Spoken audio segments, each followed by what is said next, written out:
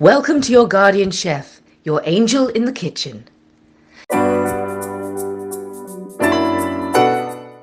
Today we are talking about regular fish stock versus a more robust fish broth called fumet. You can use the first one for risotto or paella and the second one for soups and sauces.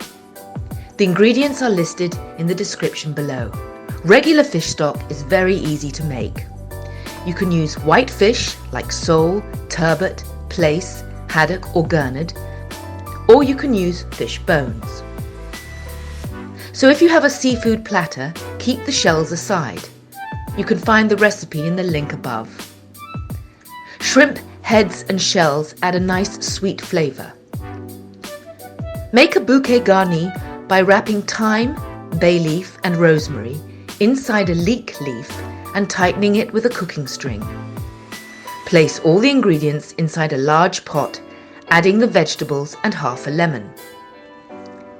Cover with water and let it simmer for 20 minutes. Fish should never overcook, so do not boil it for longer. Filter the stock and use it within the next 2 days, storing it in the fridge. A fish fumet is made with a technique called sweating. The fish is first roasted for 20 minutes with some olive oil, vegetables and white wine. Here I use cherry tomatoes that give me a lovely intense red colour. You can also use mushrooms. In the meantime, stir fry a shallot with some cherry tomatoes in a saucepan. Add the roasted fish and the vegetables. To get all the flavour, deglaze the roasting pan with water and add it to the saucepan. Cover and simmer for 20 minutes. Once it's ready, filter the fumet and you will have a nice, robust fish broth. You can use the fish stock or the fish fumet immediately or freeze them for later use.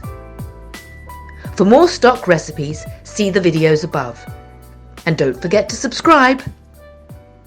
What happened to the seafood platter? Why didn't you call me for that one?